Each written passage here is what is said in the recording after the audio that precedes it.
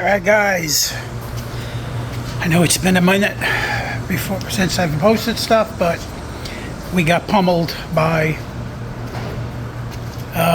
Helena or whatever the name of the hurricane was, so we're back finally working today, and we're messing around with this puppy. Got a bird's nest of wiring. We just gotta fix it all, get it all working, and then hopefully she'll be running good. What we did find was that the harness inside the dashboard is all burnt up a little bit. A lot of wires have no insulation on them, so according to the gentleman that owns the car, when he was putting the radio in, he saw all that mess.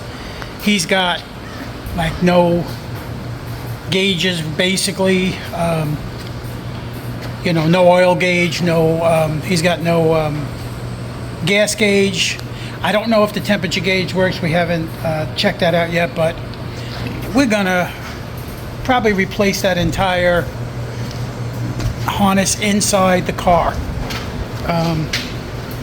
It's all gonna depend on what we've got outside the car. I have to find out where the harness comes through. I'm pretty sure I do know where. I think it's down there somewhere. So what we'll do is we'll check to make sure that nobody has cut the plug-in for the harness, so we can just plug in the inside to the outside and go from there. Let's get to it. Okay, we've got the heater box finished, coat of paint. It's got a few little places we had to repair with some fiberglass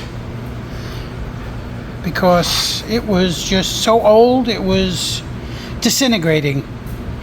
Brand new heater core and brand new clips, brand new seals, everything is good. So it's ready to go back in. That should be done this week. As soon as I get the Mustang off the lift, I'm going to put the CUDA back on and we're going to get that puppy buttoned up. Okay guys, like and subscribe, and I'll see you tomorrow.